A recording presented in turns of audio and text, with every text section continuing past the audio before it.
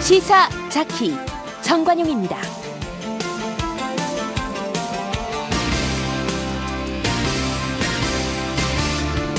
여러분 안녕하십니까? 정관용입니다. 6.13 지방선거, 그중에서도 서울시장 선거를 지방선거의 꽃이라고 부르죠.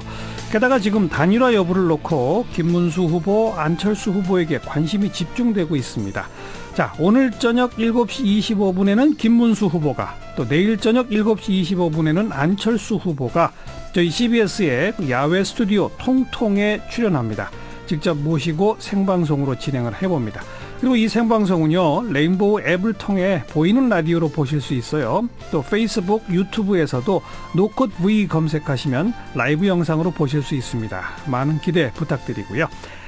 오늘 한나라당이 지난 2006년부터 매크로를 이용해서 댓글을 조작해왔다. 한겨레신문 단독 보도가 있었죠. 여기에 대한 민주당의 입장 잠시 후에 들어보겠고요. 여론조사 전문가와 빅데이터 전문가의 만남으로 이 배종찬, 최재원의 민심 코너, 지방선거 민심 읽어봅니다. 잠깐 광고 듣고 시작하죠.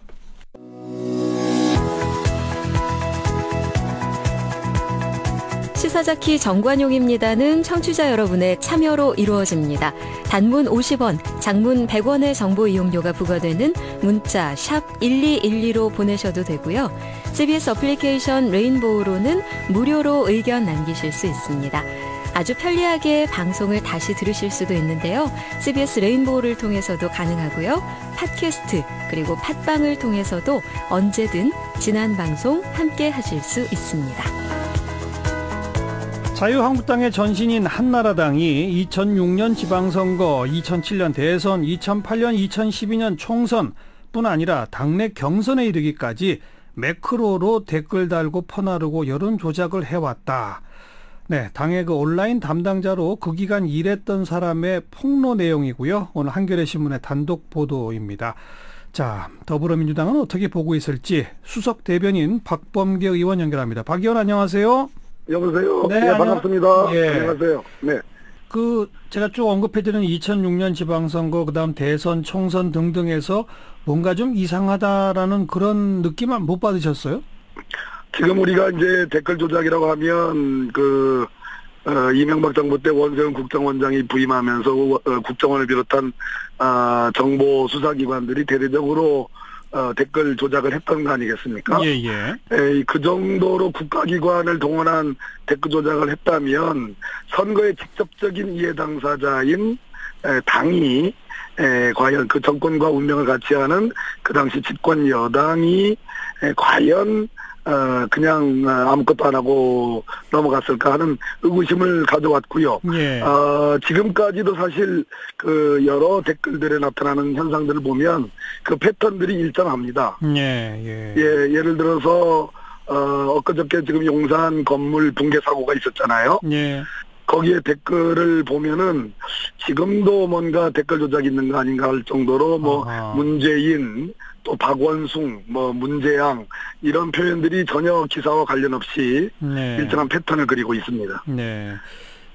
이 한겨레신문에 이걸 폭로한 그 담당자였던 사람은 아마 2012년 19대 총선 이후에는 이제 당을 떠난 모양인데. 네네. 그럼 그 이후에는 과연 이런 매크로 조작이 없었느냐?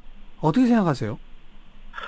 방금 전에도 제가 말씀드렸듯이 지금까지도 있을 것 같다. 그 일정한 패턴이 있습니다. 키워드가 있고요.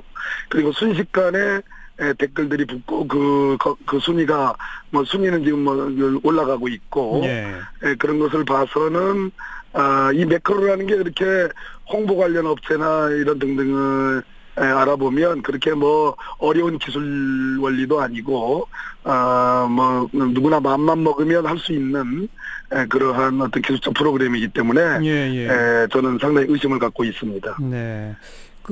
요번에 이제 폭로한 그 사람은 자유한국당 측에서 뻔히 자기들도 옛날부터 계속 써왔으면서 요번에 드루킹 사건 관련해서 매크로 처음 들어보는 것처럼 하는 게 정말 너무 이해가 안 간다 이런 표현을 썼더라고요.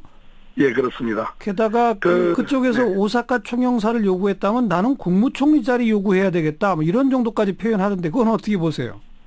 제가 이 기사의 신뢰성을 확인하는 차원에서 이제 이것저것 이렇게 한번 좀 확인을 해봤습니다. 근데 한겨레 측은 매우 강력한 근거들을 확보를 하고 있는 것으로 확인했고요. 예. 취재원 보호상 뭐 누구인지는 밝힐 수 없지만, 예.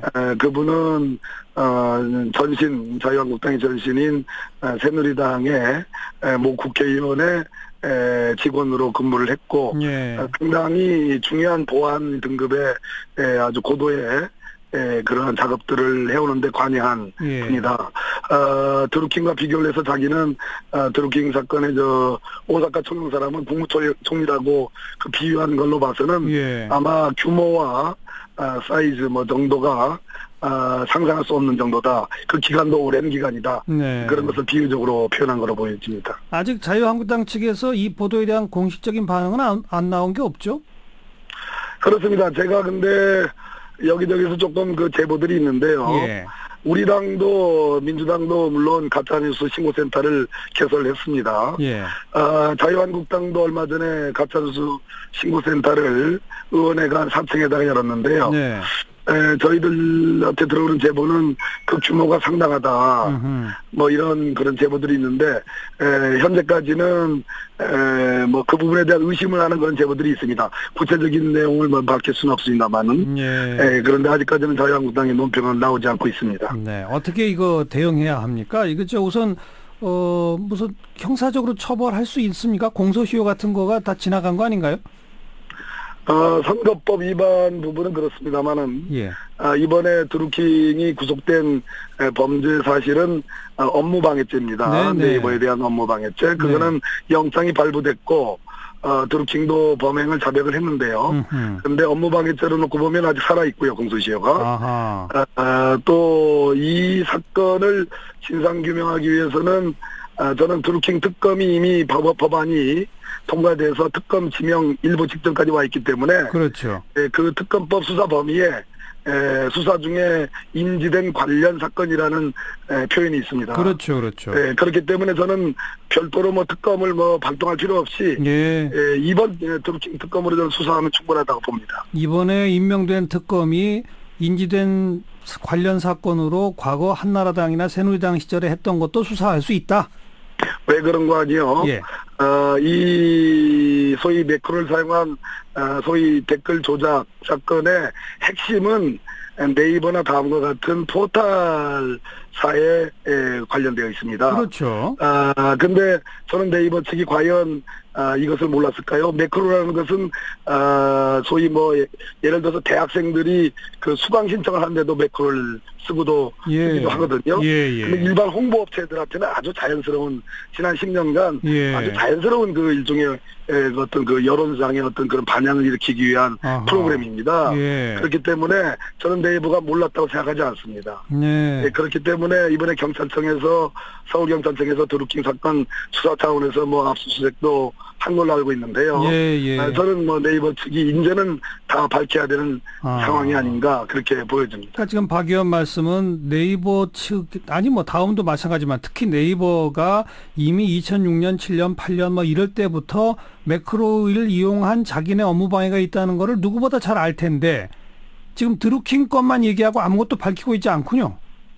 그렇습니다. 고발한 사건 지난번 분당 경찰서에 네이버 측이 이 고발한 것도 드루킹의 소위 그 동계올림픽 관련해서 남북단일팀 그 악성 댓글 기사 그 부분만 제가 고발한 걸로 알고 있어요. 그렇다면 과연 그 뒤에 이제 경찰청 수사에서 드루킹이 네이버를 쓴 것이 여러 개가 나오지 않았습니까? 근데 이제 드디어 이명박 박근혜 정부를 넘어서서 이제는 자유한국당 전신인 새누리당의 댓글 조작건이 2006년도부터 쭉 있어왔던 것이 지금 밝혀졌기 때문에 특히 2011년에 아마 홍준표 대표가 당대표 경선할 당시에 또 그 사용한 그런 흔적들이 지금 나온 거 아니겠어요? 이게 다 포털하고 관련이 있기 때문에 이제는 네이버 측이 밝힐 때가 됐다 이런 말씀드립니다. 왜 안 밝히고 있다고 생각하세요? 지금까지는? 대단히 예민하고 민감한 부분인데요. 그렇기 때문에 이 부분이 아마 특검 수사의 핵심 중에 핵심이 될 겁니다. 예, 그 업무방해 글쎄요. 이 부분은 분명히 규명이 돼야 될 사안인데요. 네. 네이버 측도 이 댓글 조작 일종의 이거에 전혀 무관하다고 뭐 이해관계상 하기는 어려울 것입니다. 이 정도는 말씀드릴 수 있겠습니다. 네. 조금 더 듣고 싶지만 아마 말씀 안 하실 것 같네요. 아무튼 이 댓글 조작 전반이라고 하는 지난 역사 과정에 네이버도 그냥 업무 방해의 피해자가 아니라 뭔가 연관이 있을 수 있다. 적어도 저는 관련 상황은 다 알고 있었지 않을까. 몰랐다면 그거는 문제가 오히려 더 큰 사안이죠. 여기까지 말씀드릴게요. 고맙습니다. 네, 감사합니다. 더불어민주당 박범계 수석 대변인이었습니다.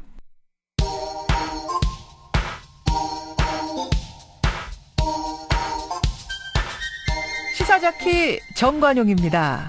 여러분은 지금 CBS 라디오와 함께하고 계십니다. 저는 출근길 김현정의 뉴스쇼 김현정입니다. 오늘 하루 화제가 된 뜬 뉴스들 정리합니다. 프레시안의 이명선 기자 어서 오세요. 안녕하세요. 첫 번째 뜬 소식은요. 네, 난임이나 노님으로 임신부들이 많이 찾는 여성병원이죠. 제일병원이 파업에 들어갔습니다. 네. 노조 500명 중에 필수 인력을 제외한 250명이 파업 중인데요. 일단 노조는 병영 경영진이 15%에서 50%까지 일방적으로 임금을 삭감하고 무리한 신축공사로 재정을 낭비했다며 임금 삭감 철회와 경영진 사퇴를 요구하고 있습니다. 반면 경영진은 저출산으로 2013년부터 적자 경영을 해오고 있다며 병원 개선을 위해 신축공사 비 800억 원을 쓰느라 임금 삭감이 불가피했다고 주장하고 있습니다. 최대 여성병원이니까 저출산에도 직격타 그렇게 또 관련이 되는군요. 병영 경영진은 그렇게 얘기를 하고 있는데 여기 다니던 환자들 어떻게 해야 합니까?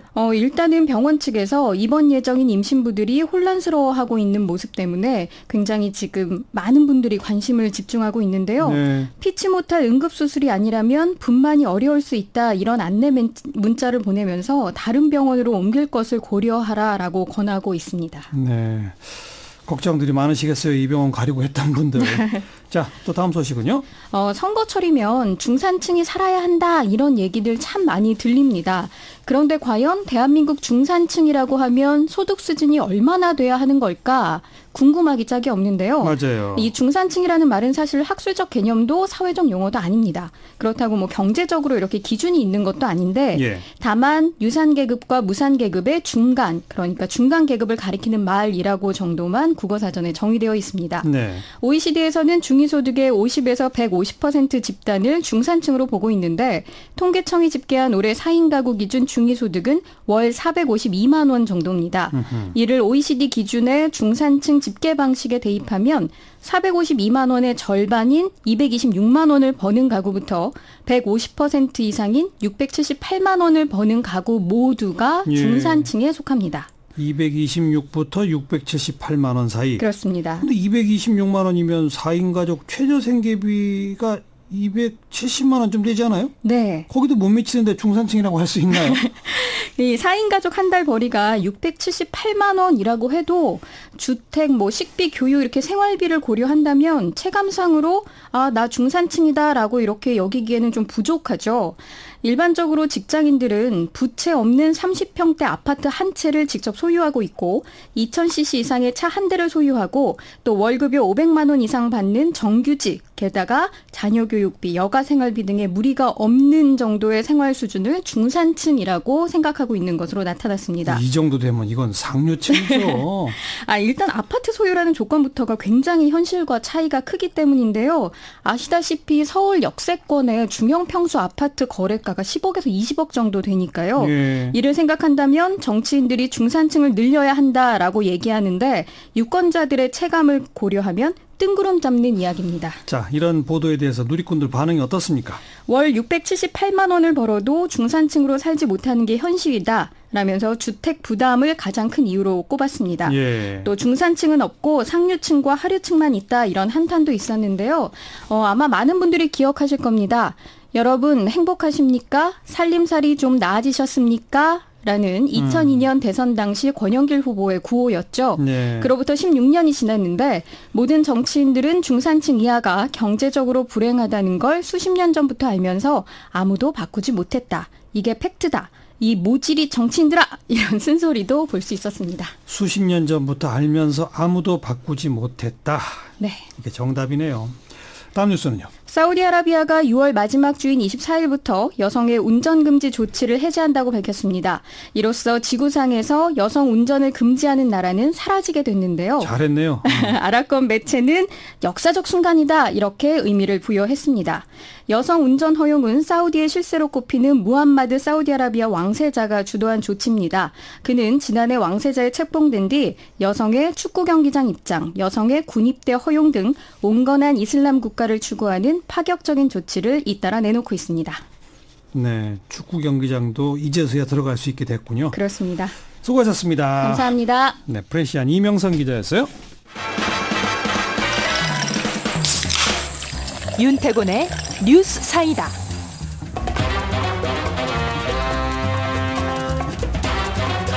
윤태곤 실장 어서 오십시오. 네, 안녕하세요. 얼마 전 국회 통과한 최저임금법 개정안 오늘 국무회의에서 심의 의결됐죠. 예, 산입 범위 확대에 대한 법 개정안 통과됐습니다. 그러니까 말하자면 법이 된 거예요. 그리고 대통령 거부권 행사 안 한 거고, 그죠? 그럼요. 예. 노동계가 지금 강하게 반발하죠. 그렇죠. 그 노동계가 국회 통과 때도 강하게 반대했고 그 이후에는 대통령 거부권 행사도 요구했는데 오늘 통과됐지 않습니까? 그러니까요. 한국노총은 투쟁하겠다.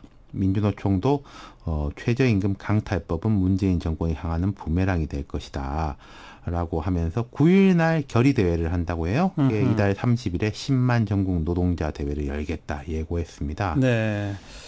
최저임금 산입범위, 최저임금 인상에 따른 효과, 악영향, 이게 요즘 가장 큰 쟁점인데 이낙연 국무총리가 오늘 의미심장한 발언을 했죠. 네. 그 전에 이게 정리를 해보면요. 네. 지금 최저임금에 대한 비판 지점은 두 가지 지점입니다.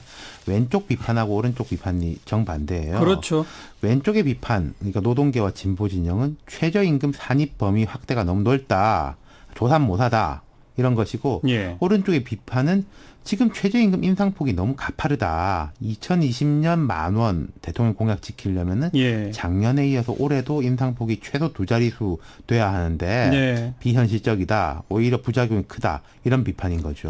뭐 아주 노골적으로 그러니까 노동과 자본의 계급 투쟁인 겁니다. 이게 그렇죠. 정부를 향해서 양쪽에서 공격하는 거죠. 네. 그래서 오늘 이낙연 총리가 뭐라고 그랬어요? 이낙연 총리가 이제 폭넓게 이야기했는데 주로 조금 오른쪽 비판에 대한 대응이 더 컸었어요. 어떤 내용이었어요? 지금 보도가 많이 됐지만은 그 KDI 보고서가 비중 있게 보도됐지 않습니까? 주로 보도 방향이 최저임금의 급격한 상승으로 인한 부작용, 그로 인한 일자리 감소 가능성에 초점이 맞춰져 있는데 막상 저자는 한쪽 면만 부풀린 거다. 그건 이론적인 최대치를 제시한 것이고, 그렇죠. 현실적으로는 최저임금 상승이 당장 어떤 영향을 미친다고 말하기 어렵다 이렇게 해명하고 있거든요. 예. 이 총리도 역시 KDI 보고서는 최저임금 인상이 고용에 미친 영향이 아직은 작고 앞으로는 인상 속도에 따라 달라질 것이라는 조사 결과를 내놓았다. 네.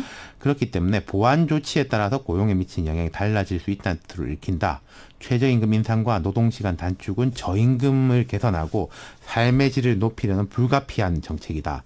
다수 노동자들은 그 효과를 실감하게 될 것이다. 이렇게 강조했어요. 그건 이제 오른쪽 비판에 대해서 총리가 답변한 네. 거고 왼쪽 비판에 대해서는 말 안 했어요? 했습니다. 예. 저임금 노동자의 임금을 보장하면서도 중소기업과 소상공인의 부담을 덜어드리려고 여야가 오랜 기간을 논의한 끝에 도달한 결론으로 안다. 그게 산입 범위 예. 확대.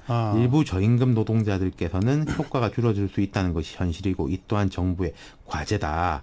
관계부처가 보완 대책을 마련해달라 이렇게 말했어요. 네. 그러니까 결국 이낙연 총리는 최저임금 급격히 올리면 일자리 준다고 했지만 그건 최악의 시나리오다. 여기도 네. 보완 조치가 있으면 달라진다. 그렇죠. 반대로 최저임금 산입법 확대도 저임금 노동자한테도 일부 영향을 미치는데 거기도 보완 대책을 세워야 네. 한다. 세우면 된다. 그렇죠. 그런 얘기라고요. 네. 아무튼 이 논란은 계속 확대되고 있는 조짐이에요. 그리고 이게 이낙연 총리의 발언을 보면 뭐 이런 구절이 있어요. 여야가 오랜 기간을 논의한 끝에 도달한 결론으로 안다.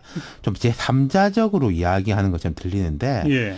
사실 당청 간의 강한 교감을 통해서 마련된 아닙니다. 그렇죠. 네. 애초에 대통령 거부권 행사는 불가능했고 개헌 논란 때도 봤지만은 지금 냉정히 말해서 지금 당청 관계는 청와대 우위거든요. 예. 여당이 뭐 청와대 뜻과 반해서 뭘 독단적으로 처리하는 그런 구조가 전혀 아니에요. 문제는 말씀하신 대로 이 사안이 매우 중요하고 폭발력도 크고 지금 산입 범위에 대해 가지고 노동계가 30일 날 이제 큰 집회를 열겠다고 있는데 이게 또 뭐냐면 전초전입니다. 네. 내년도 최저임금을 결정할 시기가 바로 도래했습니다. 그 최저임금위원회에서 논의해서 결정해야 되잖아요. 그게 결정 시한이요. 6월 28일이에요. 며칠 안 남았네요. 역산하면 2주간 회의해야 되거든요. 예. 6월 14일부터 회의를 해야 되는 겁니다. 예. 선거 끝난 바로예요. 월드컵 할 때. 근데 지금 노동계는 거기서 빠지겠다는 거 아닙니까? 그렇죠. 일단은 빠져 있는데 과거에도 빠져 있다가 들어가는 경우도 있었는데 어찌됐든 간에 시한을 넘길 경우에도 아무리 늦어도 내달 7월 중순까지는 내년도 최저임금을 결정하고 오는 8월 5일에 최저임금 시급이 고시가 돼야 합니다. 그게 법상 그렇다 이거죠? 그렇죠. 어떻게 될까요? 최저임금위원회 자체적으로 결정한다고 생각하는 사람은 별로 없어요. 네, 지금 이번에도 3인 범위에 대한 확대에 대한 해석도 정반대지 않습니까? 그렇죠. 노동계는 산입 범위 확대로 최저임금 인상 효과가 반감됐다. 그러니까 최저임금을 더 올려야 된다. 어차피 산입에 들어가는 거니까. 이런 입장이거든요. 그렇죠. 경영계는 정반대죠. 올해 최저임금이 많이 올라가지고 7,530원입니다. 대통령 공약이 2020년 10,000원이거든요. 그렇죠. 올해 올리고 내년에 올려서 2년 올려서 10,000원 되려면은 2,500원 더 올라야 되는 거지 않습니까? 2년간 2,500원. 예. 그럼 지금 7,500원이니까 3분의 1이 올라야 돼요. 그럼 13%, 14% 이렇게 올라야 되는데 네. 여권 내에서도 속도 조절론이 조금 있긴 있는 게 사실이고 지금 이제 여론이 팽팽한 상황에서 어떻게 될지 좀 짐작하기가 어렵습니다. 네. 아까도 언급이 했습니다마는 정부를 향해서 노동과 재계의 전면적 계급 투쟁 양상이거든요. 네. 여기서 기준을 딱 잡아야죠. 그리고 제가 하나 제안하고 싶은 거는요. 이게 다 꺼내놓고 이제 토론을 해야 되는 거지. 그렇죠. 막 이렇게 가지고 있다가 시간 맞춰가지고 이제 촉박하게 확 결정해가지고 욕 좀 먹고 말지 이런 식으로 해결될 문제는 아닌 것 같아요. 다 꺼내놓고 토론하고 기준을 잡자. 네, 수고하셨습니다. 감사합니다. 그리고 이제 정부는 책임지는 거고. 그렇죠. 윤태권 실장이었어요. 1부 마칩니다. 오늘 2부 시간에는 아까 예고해드린 대로 자유한국당 김문수 서울시장 후보가 저희 CBS 오픈 스튜디오 통통에 직접 출연합니다. CBS 건물 앞 광장으로 오시면 여러분도 직접 보실 수가 있어요. 2부에 뵙죠.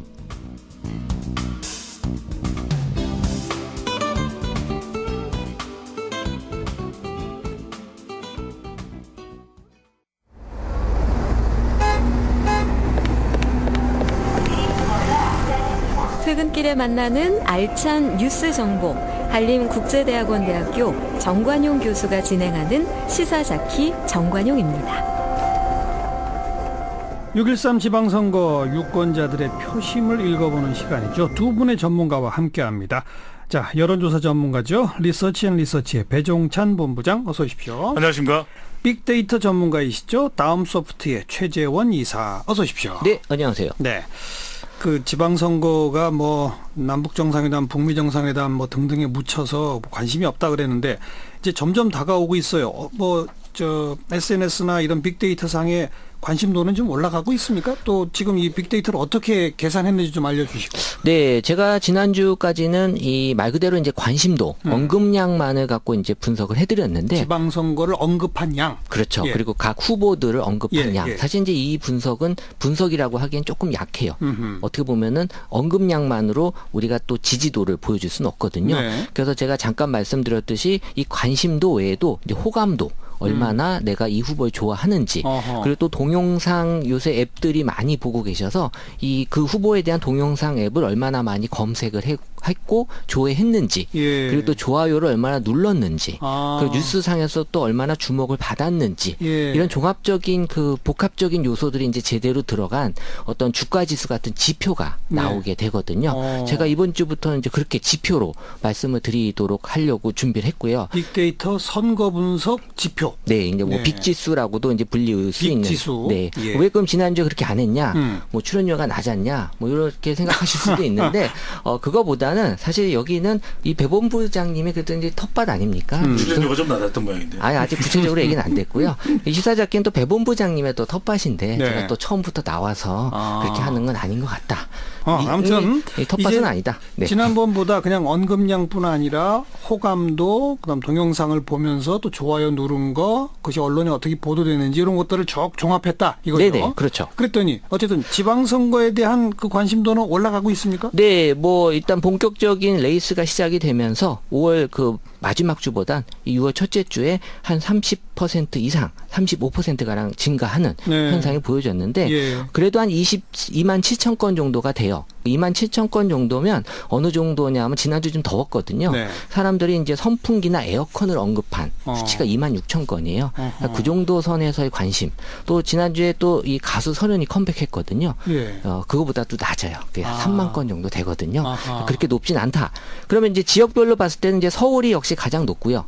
그리고 경남, 그리고 경기, 대구, 부산, 제주, 충북.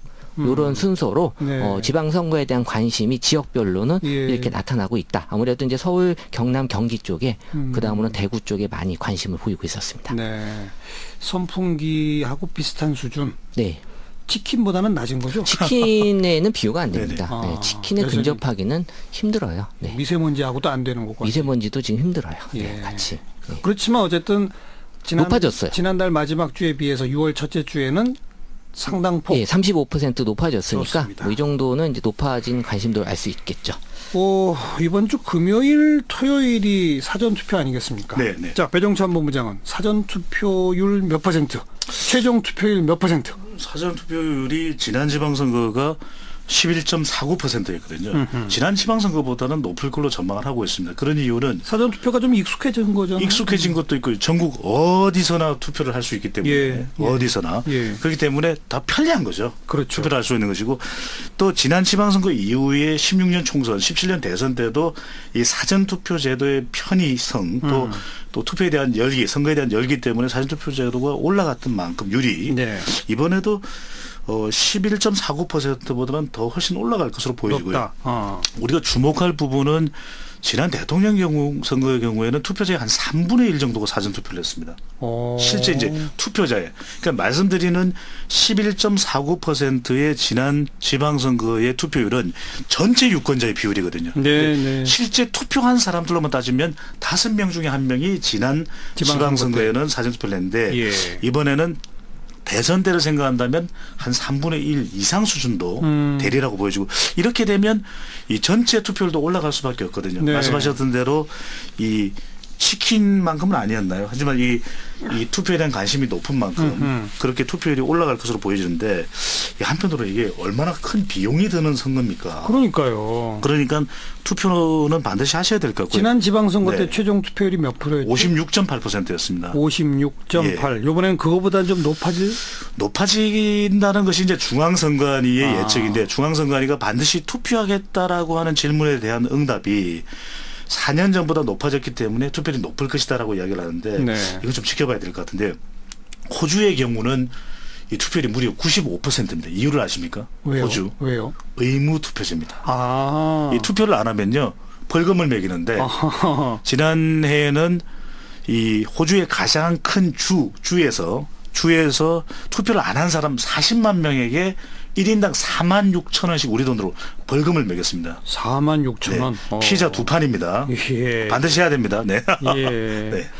의무 투표제를 하는 나라도 있죠. 그렇습니다. 근데 아무튼 지난 지방선거 56.8%를 넘길 수 있을지 없을지는 배종찬 본부장도 아직 확답하기가 어렵군요. 네, 반드시 그렇게 돼야 될 것 같고요. 막판 지금 선거 열기가 달아오르고 있기 때문에 그럴 가능성도 열어두고 있어야 되는데 사전 투표율이 높으면은 젊은 세대의 참여율이 높거든요. 사전 투표에. 그래서 젊은 세대를 기반으로 한 정당이나 후보에게 유리하다라고 하는 분석도 나오고 있고요. 또 한편으로는 사전 투표를 보고서 본 투표일에 정당들이 또 조직 결집을 하기 때문에 또 막판 결집이 본 선거일 날 이루어지기 때문에 사전 투표가 여러 가지로 본 선거일에도 영향을 미친다라는 분석이 나오고 있습니다. 그러면 아무래도 사전 투표 집계를 본 다음에서야 네. 최종 투표율에 대한 전망이 가능해지겠군요. 그렇습니다. 우리 다음 방송은 사전투표와 본선거를 중간에 있는 만큼 배본부장이 또 한번 일을 만들어 보겠습니다. 네. 뭐 틀려도 괜찮아요. 네, 알겠습니다. 네, 최대한 노력하겠습니다. 네. 자, 그리고 그 좀 충격을 줬던 여론조사가 방송 3사가 합동으로 네. 그 재보궐선거 12곳 이루어지는 것을 뭐 조사를 다 했잖아요. 네. 그랬더니 자유한국당이 앞서는 데는 하나도 없었어요. 없었습니다. 이상하다고 생각하실 수도 있을 것 같은데요. 자유한국당이 그래도 여기는 당선되지 않을까라고 생각했던 곳이 경북 김천이거든요. 거기도 근데 무소속한테 주시더라고요. 자유한국당 이철호 후보가 이제 공석이 되면서 보궐선거를 치르게 되는데 이곳에서도 이 여론조사 결과, 방송 3사 여론조사 결과는 최대원 무소속 후보가 이렇게 강세를 보였습니다. 그러니까요. 네. 그리고 이 해운대 전 여의도 연구원장 홍준표 대표의 또 측근이라고 하지 않았습니까? 네.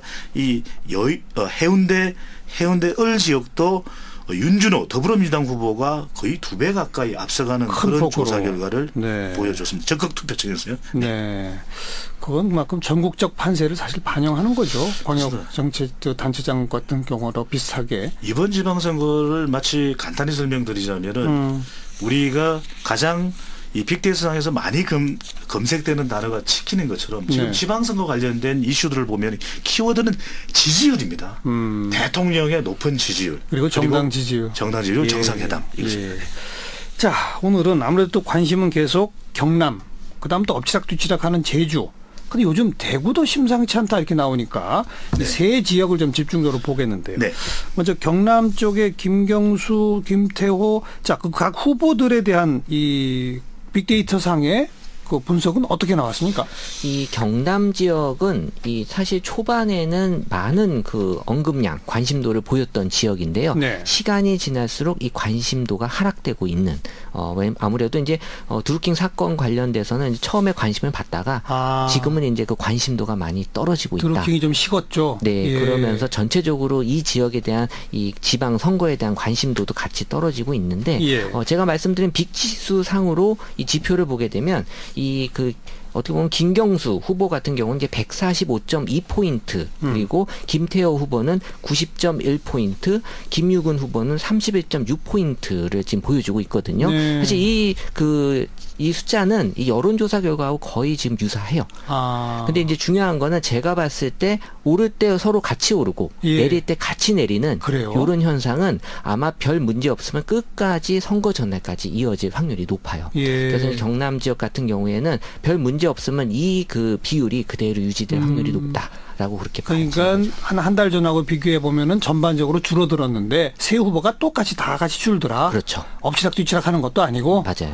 여론조사상으로도 비슷한 양상입니다. 조금 다릅니다. 그래요? 여론조사상으로는 오히려 이 격전지화될 가능성까지도 열어놓고 있는 것이 경남의 판세로 나타나고 있거든요. 그래요? 예, 그러니까 이 빅데이터상에 나타나는 얼마 전까지만 해도 더불어민주당 김경수 후보가 상당히 앞선다 그랬는데 네. 조금 좁혀지고 있군요. 지금도 이제 격차는 상당히 있는 편입니다.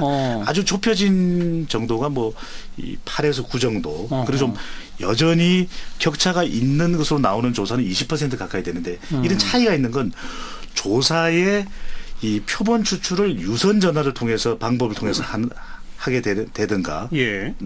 하게 되는 경우와 그리고 무선 비율 그러니까 휴대폰 전화의 비율이 상당히 높은 경우에 좀 차이를 보이고 있는 것인데 네. 이 휴대폰이 많이 반영된 조사는 빅데이터의 이 반응과 상당히 유사하게 나타나고 있는데요. 예. 한편으로는 우리가 샤이 보수 이야기를 하고 지금은 관심도가 떨어졌지만 드루킹 의혹이 여전히 다른 지역에 비해서는 상대적으로 살아있는 곳이 바로 이 지역이거든요. 그런데 그런 조사에 관련된 부분들을 반영하는 유선 전화 조사의 비율이 높은 경우에는 격차가 또 좁혀지는 모습도 보여주고 있거든요. 그만큼 또 이 각 당의 반응도 그래서 그것을 반영하고 있습니다. 민주당의 경우에는 지금 거의 경남의 총력전을 쏟아붓고 있는 그것이 그 판세를 반영하는 것으로도 보여지는 것이거든요. 그런 만큼 선거일이 가까워질수록 그래도 이 접전 양상이 조금은 더 나타나는 곳이 경남 지역으로 지금 그러니까 상대적으로 한 달 전에 비해서 격차는 의미 있을 정도로 줄어들긴 했다.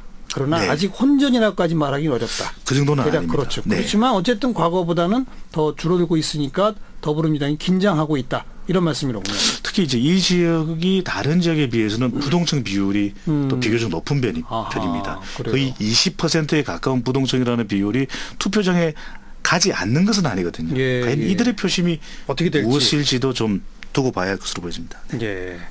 자, 다음 엎치락덮치락 하던 유일한 곳이다라고 우리가 지난주 방송했던 제주 지역. 네. 그 후보들의 빅지수는 어떻게 나옵니까? 네, 이 제주 지역 같은 경우에는 말 그대로 이 여론조사하고 비슷하게 이제 엎치락 뒤치락에 대한 현상이 좀 보여지고 있는데. 빅지수에서도 엎치락 뒤치락해요? 네, 그래서 이제 지방선거의 본격적인 선거운동 기간이 펼쳐지면서 그나마 조금 이제 자리 잡혀가는 게 보여지고 있는데 이 문대림 후보 같은 경우 104.9포인트. 문대림 후보가 더불어민주당이죠. 네, 그리고 이제 원희룡 후보가 73.4포인트. 무소속이고. 네, 그리고 고은영 후보가 47.2포인트. 그리고 김방훈 후보가 12.5포인트로 선거운동 시작이 되면서 요 그 비율이 그대로 왔다 갔다 유지가 되는 그런 현상을 지금 보이고 있는데 그 전에는 몇 주 전부터의 추이를 보면은요. 그 전에는 정말 왔다 갔다 했어요. 근데 선거운동이 시작이 되면서 이상하게 요게 이제 자리가 잡히는 제가 보기엔 이제 그렇게 데이터상으로는 보였는데 아무래도 이번 주가 좀 지나가 보면 어느 정도 이 그 흐름이 그대로 이어진다면 앞으로도 이렇게 이어질 확률이 높은 거고 아마 이번 주에 뭔가 변화가 있었으면 같이 또 앞으로도 좀 혼전이 예상이 되는 그 지역이 바로 이 제주 지역으로 나타나고 있습니다. 여론조사 결과는 어떻습니까? 예, 여론조사 결과는 빅데이터하고는 조금 더 양상이 다릅니다. 이것도 흥미로운 부분인데 과연 빅데이터와 선거 여론조사 어느 쪽이 더 잘 예측할 수 있을까 경쟁이 되기도 하는데 또 더 관심이 가기도 합니다. 제주도는 현재 최근 발표된 여론조사 결과를 종합적으로 분석해 보면 원희룡 무소속 후보가 조금 앞서가는 오차 범위를 넘어서까지 앞서가는 결과들을 보여주고 있거든요. 그게 몇 주 전에는 문대림 후보가 앞섰었잖아요. 5월 초순까지만 하더라도 문대림 후보가 앞서는 조사 결과들이 오히려 많았습니다. 그러니까요. 조금이라도 더 오차 범위 내의 접전도 있기는 했지만 그랬던 이유는 높은 정당의 지지율 또 대통령 지지율인데 지금 나오는 이야기는 원희룡의 제주 영향력 때문인지 문 대통령의 영향이 잘 닿지 않는다. 너무 멀어서?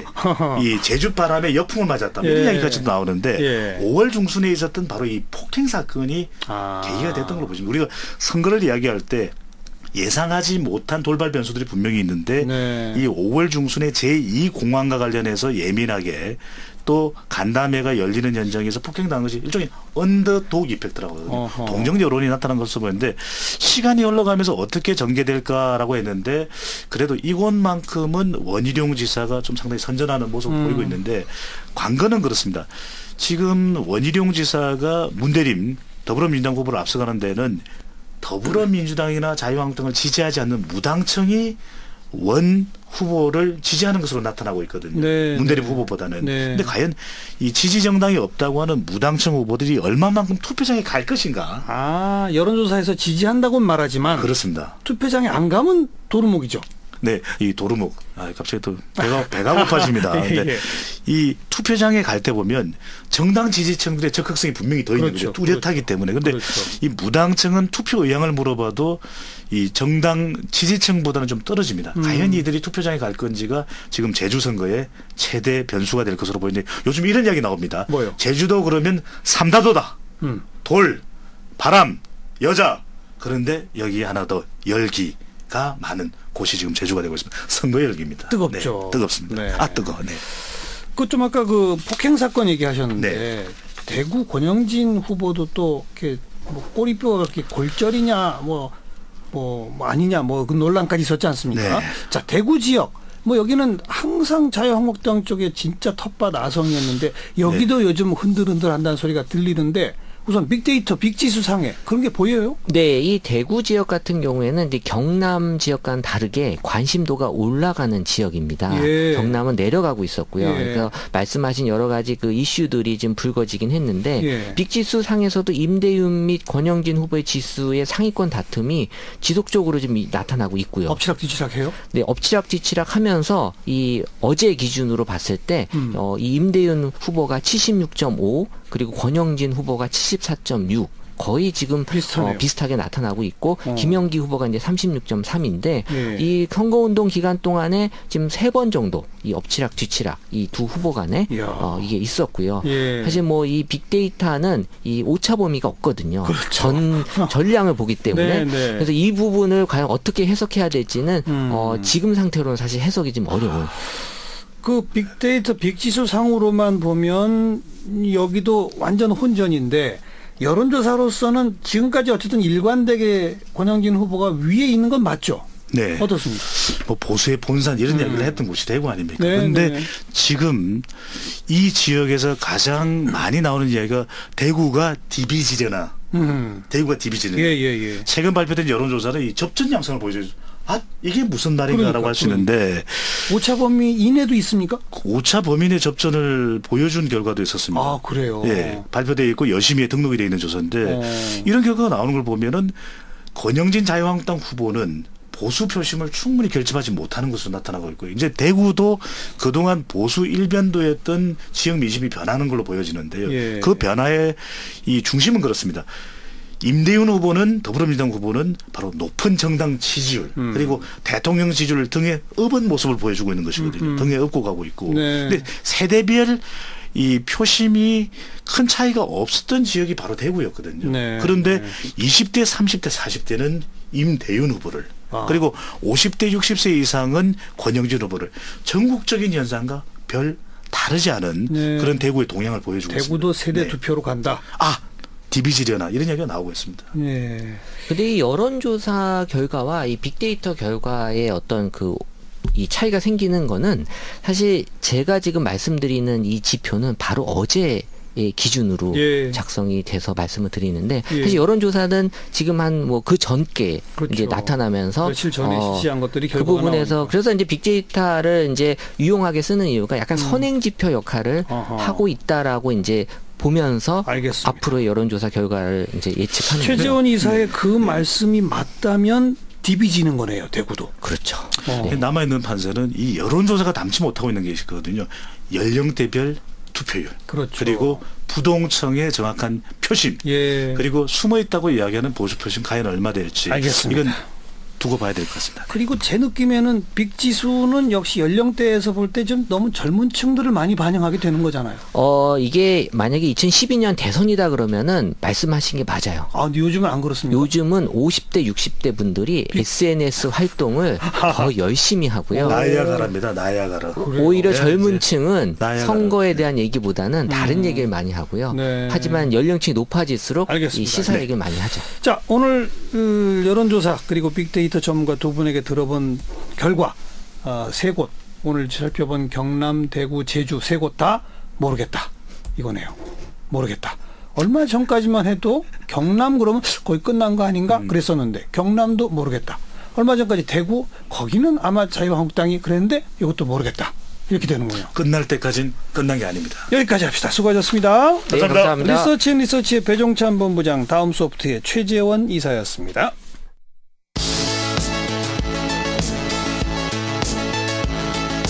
지금 여러분께서는 한림국제대학원 대학교 정관용 교수가 진행하는 CBS 라디오 시사자키 정관용입니다를 듣고 계십니다.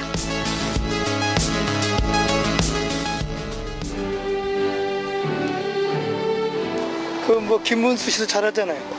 김문수 씨. 서울시장도 원래 오래 좀 지금 했으니까 좀 서울을 좀 바꾸자 하고 나도 한번 바꿔봤으면 좋겠어. 장점은 이제 제가 이제 수원 살았었거든요. 그래서 뭐 하실 때 잘하셨어요, 사실. 인기도 좋고. 근데 이제 미세먼지는 사실 들어봐도 과연 가능할까, 현실적인 공약을 내거셨을까에 대한 게 신빙성이 떨어지죠.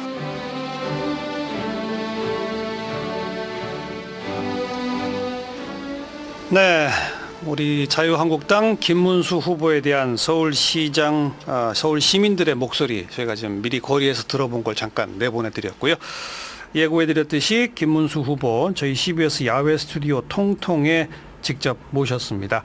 또 저희가 지금 인터뷰하는 모습 저희 CBS 레인보우 앱을 통해 보이는 라디오로 보실 수 있고 페이스북, 유튜브에서도 노컷 V 검색하시면 라이브 영상으로 보실 수가 있고요.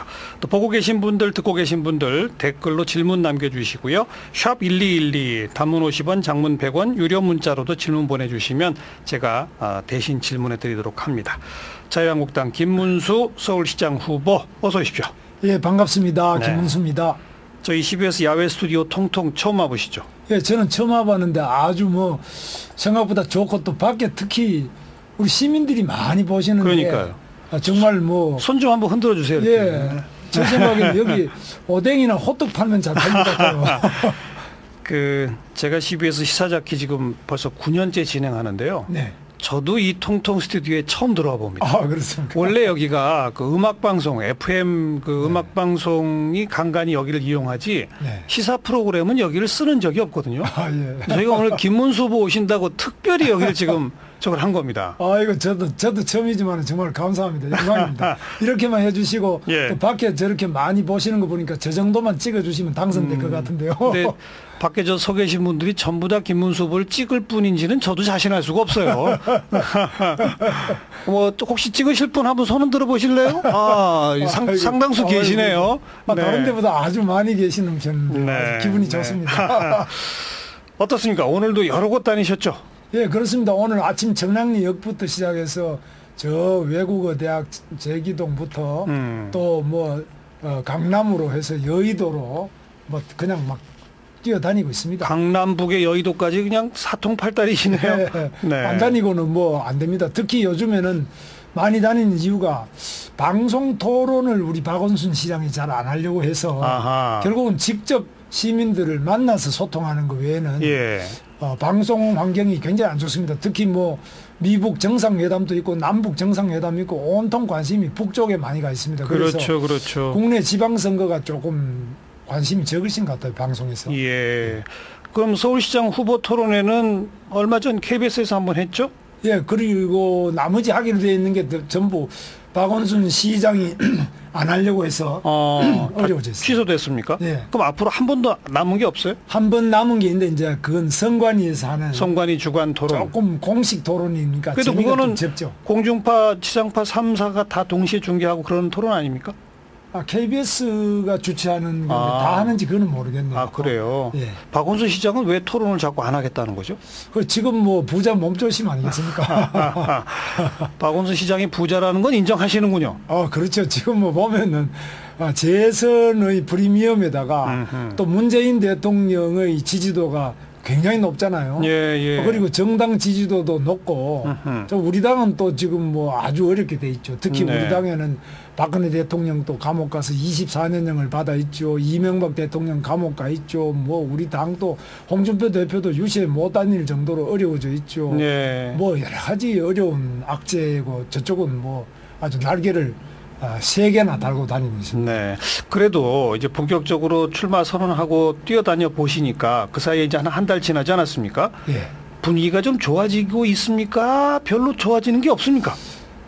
역시 시민들이 이제 언론의 영향을 많이 받죠. 예를 들어서 4.27 남북 정상회담이다 이럴 때는 뭐 오직 그냥 글이로 많이 쏠리죠. 그리고 또 당시에 홍준표 대표가 정상회담에 대해서 뭐 쇼다 이렇게 하니까 막 언론이 비판하고 이러면 예. 후보들이 바로 그걸 느끼죠. 아하. 그래서 언론이 역시 이 큰 선거에서는 상당한 영향을 미치고 있다는 걸 매일매일 느끼고 있습니다. 또 어쨌든 그때 이후 지금은 조금씩 좋아져요. 어때요? 요즘에는 이제 조금씩 그때보다는 4.27보다는 나아지지만 통상의 선거를 경험해 보면 막판에 와서 상당히 많이 호전돼야 되는데 큰 먹구름 그러니까 지금 미북 정상회담 남북 관계 이 부분이 워낙 커서 북풍이 아주 그냥 엄청난 태풍으로 불어오고 있기 때문에 우리들이 떠드는 소리는 사실 거의 뭐 들리지 않는 이런 상태입니다. 네. 그럼 미북 정상회담 안 하는 게 좋겠습니까? 그건 아니잖아요. 예, 그 아주 뭐 당연히 해야 될 건데 우리는 이제 기껏 하는 것이 뭐 그런 것은 이제 그냥 논외로 두고 요즘 뭐 얼마나 장사가 어려우시냐, 취직이 되느냐, 경제가 어떻습니까? 이런 이야기만 하고 다니는데 생활은 느끼지만 그것이 정치적인 표가 되는 것은 역시 이 큰 남북 관계든지 정치 문제가 일반의 대중적 관심사고 경제 문제는 결국 그래도 아무리 어려워도 내가 장사 더 열심히 해야지 또는 우리 뭐 자식이 어떻게 시험 잘 봐서 취직해야지 이렇게 개인 문제로 보통 치환시키는 경우가 많이 있는 것 같아요. 네. 저는 뭐 항상 말씀드립니다만 미북 정상회담, 이 한반도의 급변하는 정세도 매우 중요하고 역사적인 순간입니다만 동시에 지방선거 또한 중요한 거다. 우리 삶의 문제를 해결하기 위해서 지방선거에도 다들 관심을 좀 갖고 꼭 투표에 임해 주십사. 저도 계속 그렇게 호소하고 있습니다. 예, 그런데 뭐 제가 생각해도 역시 남북관계 중요하지. 제가 봤어도 저도 지방선거 후보지만은 북한이 핵을 폐기하고 정말 개혁 개방으로 나오고 우리 뭐 납치해 갔던 분들 포로 납치했던 포로라든지 뭐 여러분들 납북 어부나 이런 분들 돌려보내 준다면은 그게 더 큰 문제죠 사실. 뭐 지방선거는 솔직히 말해서 저도 경기도지사를 8년 했지 않습니까? 지방선거는 그래도 우리 지방 공무원들이 어느 정도 합니다. 기본 평균 점수가 됩니다. 그러나 이 핵 문제 같은 거는 잘못 터지면 우리 다 죽지 않습니까? 그러니까 굉장히 중요한 문제죠. 이 후보로서는 참 하기 어려운 말씀을 하셨네요. 사실이 그렇습니다. 그나저나 잘 되겠죠? 한반도? 어떻게 물론 보세요? 잘 돼야 되고요. 저희는 늘 기대를 합니다만은 북한에 제가 북한 사람들 전에도 제가 도지사 할 때 여러 번 만났는데요. 만날 때마다 제가 그럽니다.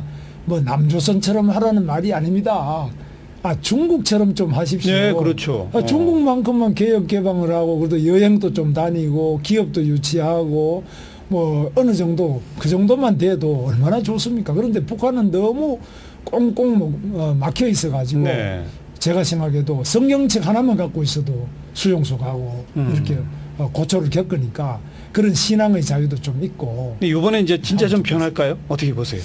글쎄 저는 잘 되기를 바라는데 정말 참 북한이 너무 이제 작은 곳에 오랫동안 3대 세습을 해왔기 때문에 바뀌는데 상당한 진통이 있겠는데 요는 김정은 체제 자체가 유지가 안 되고 그 3대 세습 독재가 그렇게 기반이 좀 약하다고 보기 때문에 그 김정은 자신이 할 수 있는 그 개혁 개방의 폭과 속도가 중국보다는 어려운 점이 많을 것 같아요. 네, 변하려고는 하겠으나 잘 될 힘은 별로 없을 것 같다. 그런 자기들은 이제 그 표현을 종심이 짧다 이렇게 해요.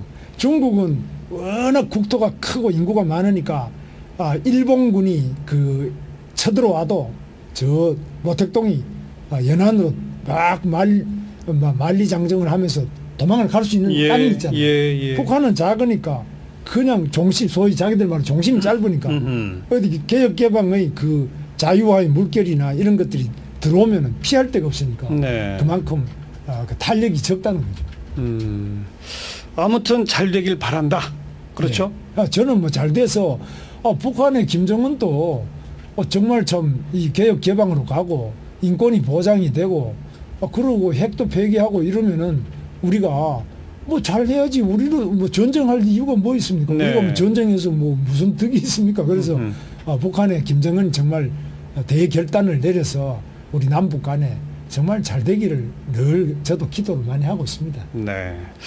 가장 궁금한 게 어제 오늘 사이에 지금 화제가 안철수 후보랑 지난 일요일 날 만나셨다고요? 만났습니다. 안철수 후보가 만나자고 먼저 했다면서요? 글쎄 만나자고 연락 왔는데 저는 안철수 후보 전화번호도 모르고 제가 경기도지사 할 때 안철수 후보가 당시에 서울대 융합기술대학원장 우리 경기도에서 만들었습니다. 한 1,000억을 들여서 만들어서 매년 35억씩 지원해주는 거기에 책임자로 오셨어요.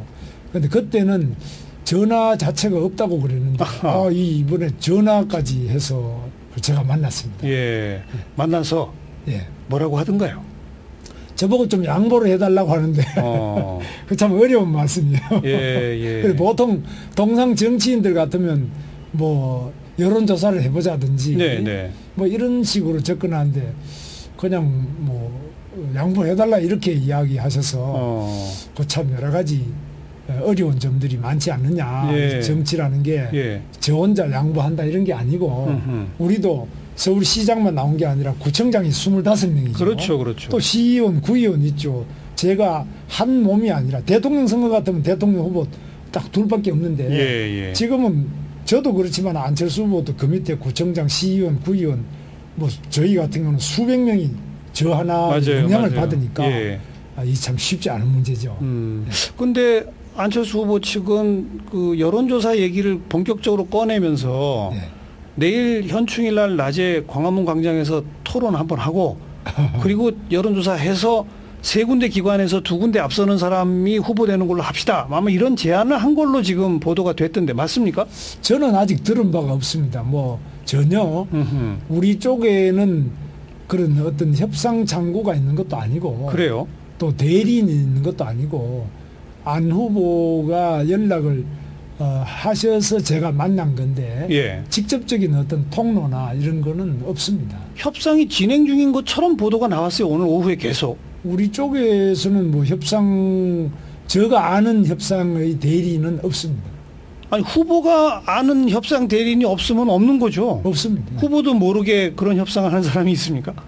글쎄 저는 그래서 무슨 말씀인지 아직까지 그 말씀도 우리 박사님 말씀 지금 듣고 처음 알았는데요. 뭐 여론조사를 어떻게 하자 이런 말씀을 하긴 여기 저는 뭐 처음 들었습니다. 서울 계속 다니시다 보니까 기사도 접하지 못하셨을 텐데 제가 요약해드린 게 그거예요. 내일 광화문 광장에서 토론하고 대토론 한번 하고 그리고 7일 날 여론조사 해가지고 3군데 기관에 맡겨서 2군데 기관 이상에서 앞선 사람이 후보하도록 합시다. 이런 제안. 저는 뭐 그런 제안이 공식적으로 온다면 어떻게 하실랍니까?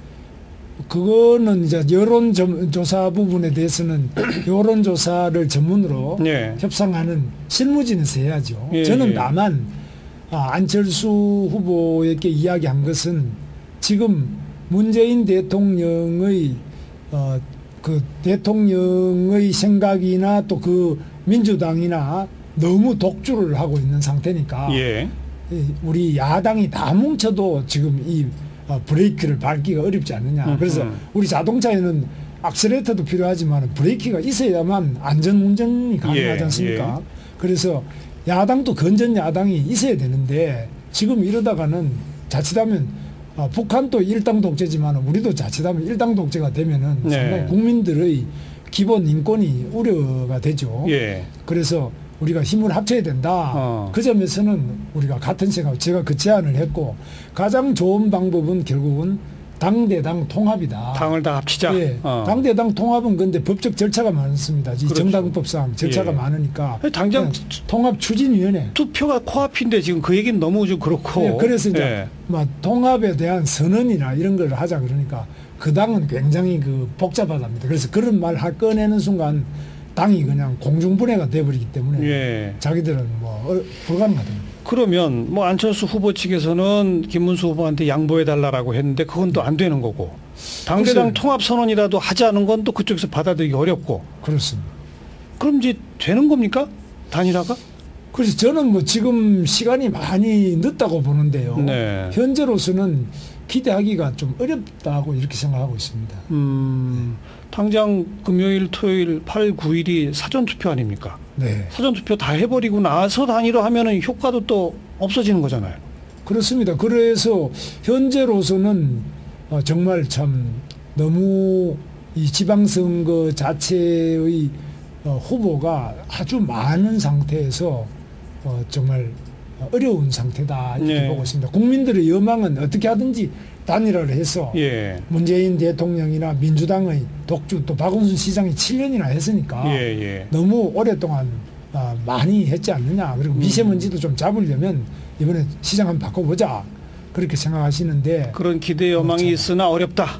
어려운 것 같아요. 현실적으로 굉장히 어렵게 돼 있습니다. 안철수 후보는 이제 항상 그런 얘기를 합니다. 김문수 후보가 양보해주고 자기로 단일화가 되면 자기는 아무래도 김문수 후보보다는 좀 중간적 이미지를 갖고 있기 때문에 표의 확장성이 더 커서 박원순 현 시장을 유일하게 이길 후보는 자기다. 이런 주장을 펴는데 동의하실 수 있어요? 그래서 저는 오히려 안철수 후보가 박원순 시장과 단일화하는 것이 더 국민들이 볼 때 비슷한 것이다. 유유상종이다. 이렇게 보지 않겠느냐. 저는 사실 원래부터 안철수 후보하고 좀 비슷하다기보다는 예를 들면 그 당의 유승민 후보 이런 사람하고는 비슷해요. 그런데 안철수 후보하고 저하고는 어떤 점이 비슷한지 뭐 야당이라는 점 외에는 뭐 개인적으로 그런 비슷한 점을 별로 찾기 어려워요. 근데 뭐 박원순 후보와 안철수 후보의 단일화는 이미 뭐 물 건너간 것 같고 김문수 후보로 단일화하면은 이길 자신이 있으세요? 물론입니다. 저로 하면은 당연히 저는 사실 운동권 출신이고 박원순 시장 이상으로 제가 운동도 많이 했던 사람이고 그쪽에 뭐 속속들이 사정도 알고 제가 또 경기도지사 할 때 어떤 행정을 폈는지 뭐 다 알고 있습니다. 그래서 경기도에서는 민주당 지지자든 또 우리 당 지지자든 대체로 다 제가 상당히 통합적인 행정을 가장 잘한 사람이라고 평가가 될 겁니다. 여러 가지 성적도 그렇게 잘한 것으로 나와 있고요. 일자리도 제일 많이 만들고 그러니까 그 말씀은 환경도 개선하고. 안철수 후보보다 오히려 김문수 후보가 표의 확장성이 더 크다. 그렇습니다. 왜냐하면 저는 경기도지사로서 이미 실적을 가지고 있고요. 알겠습니다. 또 과거에 경기도지사로서 여야 통합의 행정을 했기 때문에 이미 실적을 가지고 있는 사람입니다. 뭐 내친 김에 안철수 후보 얘기 나온 김에 내일 저녁에 이 자리에 안철수 후보가 오거든요. 그렇습니까? 안철수 후보한테 한마디 하시려면 지금 해보세요. 안철수 후보는 이제 아직까지 정치에 들어오신 지가 오래되지 않기 때문에 정치인이 볼 때는 조금 경우를 잘 알 수 없는 이야기를 하는 경우가 있어요. 예를 들면 저보고 무조건 양보해라. 그럼 만나자 그래놓고 그냥 양보해라 이렇게 말하면은 저는 상당히 당황을 하죠. 저는 뭐 그런 말씀하실 줄은 몰랐어요. 그래서 조금 정치의 경험이 아직까지는 조금 적어서 정치하는 사람들이 볼 때는 받아들이기 어렵고 특히 행정 부분에서는 서울시도 굉장히 큰 행정인데 행정 부분에서도 상당한 시행착오를 또 해야 되지 않겠느냐. 경험 없이는 어렵다.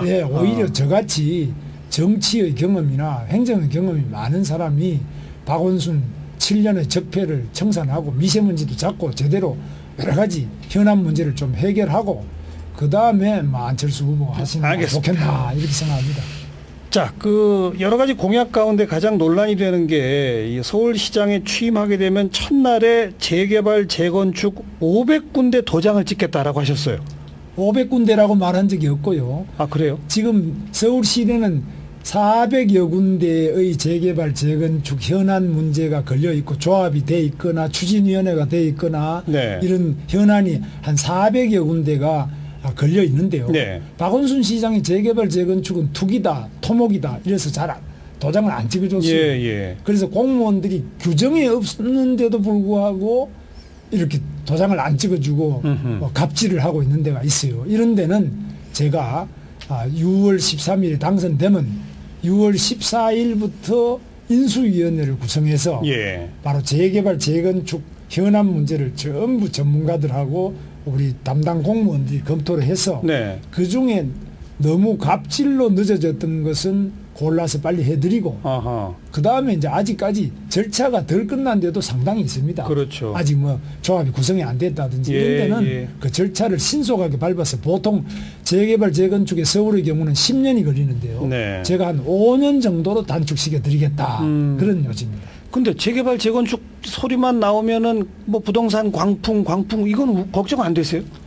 부동산 광풍이라는 것은 오히려 공급이 딸려서 광풍이 일어난 겁니다. 지난번 노무현 대통령 때 우리가 강남 부동산 광풍 겪어봤지만 부동산은 묶으면 묶을수록 그 공급이 부족하기 때문에 더 투기가 몰립니다. 그래서 규제가 심해질수록 부동산의 가격은 상승하고 거기에 투기가 끼어들게 되는 겁니다. 그리고 반대로 이야기하고 있습니다. 근데 지금 현 정부 들어서 부동산 안정화 정책을 펴고 또 박원순 시장이 재개발, 재건축을 그냥 일사천리로 밀어붙이는 것이 아니라 자꾸 지역 특성에 맞게 홀딩하고 더 검토하고 이렇게 하고 있는데 별로 부동산 시장이 지금 막 올라가거나 그러진 않잖아요. 많이 올랐죠. 지금 지난번에 겪어보셨지만 부동산은 크게 보면은 국토부, 중앙정부의 법률과 중앙정부의 시행령 그리고 국토부의 지침 이런 것들이 가장 중요한 영향을 예, 미치고요. 예. 이게 한 80% 영향을 미치고 예. 한 20%는 시청, 구청에서 영향을 미칩니다. 그래서 현재는 문재인 대통령이 이제 부동산 정책을 이렇게 하면은 그 문재인 대통령 부동산 정책이 과거에 노무현 대통령 정책의 판박입니다. 네. 그런데 이 박원순 시장은 그동안에 이명박 대통령과 박근혜 대통령 때의 부동산 큰 80%는 그 정책이고 예. 20%는 박원순 시장이 규정이 없는데도 본인이 계속 그 자기 철학 때문에 투기를 막는다 뭐 이렇게 해서 홀딩을 하고 있었는데 그것이 네. 바로 이제 제가 말씀드린 공무원 갑질이라는 겁니다. 초과 이익 환수제에 대해서는 어떻게 생각하세요? 완전히 없애야 합니까? 초과 이익 환수제는 재건축에만 초과 이익 환수제를 한다는데 이것은 위헌적인 소지가 많은 법률입니다. 왜냐하면은 부동산을 취득할 때는 공시지가로 평가하고 공시지가가 좀 낮거든요. 예. 판매할 때는 당시에 시세로 하겠다. 이러면 이 차이만 해도 엄청납니다. 네. 그래서 부동산을 가진 사람들에게 위헌적인 불이익을 매겨서 여러 가지 세금을 징수하겠다고 하는 것은 사실상 위헌 소지가 많은 법률입니다. 그래서 이런 부분은 우리 당의 이종구 국회의원, 예. 바로 재경부 출신이죠. 예. 이종구 국회의원이 대표 발의를 해서 5월 9일 날 폐지 법률안을 국회에 제출해놨습니다. 네. 그런데 일반 서민들 입장에서는 네. 노른자위 땅에 아파트 갖고 있다가 그걸 재건축하면서 갑자기 또 값이 2배, 3배 뛰고 그런 초과 이익은 마땅히 공공을 위해서 내놔야 되는 거 아니냐라고 하는 그런 인식이 많아요. 맞습니다. 그래서 내놓는 것이 바로 강남에도 여러분 잠실 5단지든지 가보면 아시지만 거기에 공원을 내놓고 도로를 넓히고 주차장을 만들고 또 많은 데는 이 호수가 많은 데는 학교도 지어주고 학교 용지 다 내주고 예. 뭐 이렇게 여러 가지 공공을 위해서 이미 많이 하고 있고 아니 그럼 공원 학교를 다 내놓고서도 이득이 있지 않습니까? 예, 그래서 그 이득이 있는 부분에 대해서는 또 종합부동산세를 또 내고요, 개인의 소득세를 또 내고요, 아하. 재산세를 또 냅니다. 그러니까 그래서 이 세금을 왜 부동산의 재건축만 재개발도 아니고 재건축만 특별하게 특정해서 어떤 차별적 부과를 계속하느냐, 이것은 공평하지 않기 때문에 위헌적 소지가 있다는 겁니다. 네, 그 뭐 쭉 위헌적이고 따라서 법률 폐지 법안까지 나갔고 논리적으로 쭉 수긍하면서도 왠지 저런 발언을 보이면 다 부자 편 드는 후보라고 욕먹지 않을까 이런 걱정은 안 드세요? 저는 이제 가장 가난한 사람들 편을 들고 있는데 대표적으로 그저께 무너진 용산역 앞에 4층 건물 가보시면 거기는 뭐 참 한심합니다. 그래서 위에 비닐을 덮어놓고 지붕 대신에 비닐을 덮어놓고 살고 재래식 화장실에 뭐 이런 데가 서울역 앞에 용산역 앞에 또 저 세종문화회관 뒤에 적선동 뭐 이런 데가 다 그래요. 그런데 지금 서울에 400군데 넘는 재개발 재건축 지역이 다 부자 강남에 사는 사람만 그렇다고 생각하는데 그게 아니고 사실 가장 어려운 지역, 어제 용산 같은 경우도 1966년에 지은 집입니다. 그러니까 52년이 넘은 건물인데 그래서 이런 데가 서울에 많이 있습니다. 그래서 그런 데가 대부분이고 강남도 물론 있죠. 강남은 전체로 보면 그렇게 많지는 않습니다. 그래서 몇 명의 빈대를 잡기 위해서 초과상간을 다 태우고 온 국민을 괴롭히는 것 잘못된 정치라고 저는 생각합니다. 네. 박원순 시장의 7년을 평가하면서 제일 문제는 뭐라고 생각하시고 그나마 그래도 이건 내가 인정해 줄 수 있다는 건 하나도 없나요? 뭐 제일 문제가 있는 거는 미세먼지가 계속 악화되고 있습니다. 지표상으로 계속 악화돼서 이제 마스크를 쓰지 않으면 안 될 지경까지 왔고요.